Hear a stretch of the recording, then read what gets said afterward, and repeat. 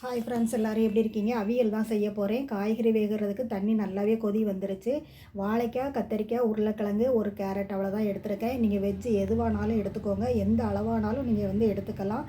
நல்லாவே தண்ணி நல்லா கொதி வந்த பிறகு காய்கறி அதிலே ஆட் பண்ணிக்கலாம். காய்கறிக்கு தகுந்த மாதிரி தண்ணீர் ஆட் பண்ணுங்கள்.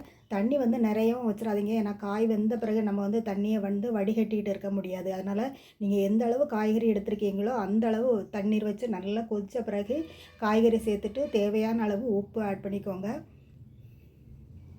உப்பு சேர்த்து நல்லா மிக்ஸ் பண்ணி விட்டுட்டு மூடி போட்டு குக் பண்ணுங்கள். சீக்கிரமாக நம்மளுக்கு வெந்து வந்துடும். ஒரு 10 நிமிஷத்துலேயே நம்மளுக்கு காய்கறி நல்லாவே வெந்து வந்துடும். காய்கறி நல்லாவே வெந்துருச்சு. அது கூடவே கொஞ்சமாக தேங்காய், காரத்துக்கு தகுந்த மாதிரி மிளகாய், ஒரு 10 சின்ன வெங்காயம், 1.5 ஸ்பூன் அளவு ஜீரகம் அரைச்சி சேர்த்துக்கலாம். கட்டாயம் நீங்கள் சின்ன வெங்காயம் அண்டு ஜீரகம், தேங்காய், மிளகாயோடு சேர்த்து அரைச்சி செய்யுங்க. டேஸ்ட்டு ரொம்ப ரொம்ப நல்லாயிருக்கும். மிஸ் பண்ணிடாதீங்க வெங்காயம் சீரகத்தை. தேங்காய் சீரகம் அரைச்ச கலவையை சேர்த்துட்டு ஒரு 5 நிமிஷம் நல்லா மிக்ஸ் பண்ணி விட்டுட்டு இறக்கிடலாம்.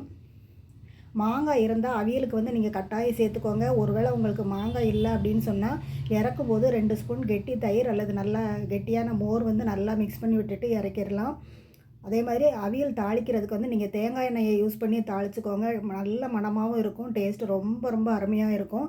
எல்லா சாதத்துக்குமே நீங்கள் சைடிஷாக வச்சு சாப்பிடலாம். கண்டிப்பாக இதே மெத்தடில் நீங்கள் ட்ரை பண்ணி பாருங்கள். வீடியோ பிடிச்சிருந்தா லைக் பண்ணி சப்ஸ்கிரைப் பண்ணுங்கள். தேங்க்ஸ் ஃபார் வாட்சிங். Bye friends.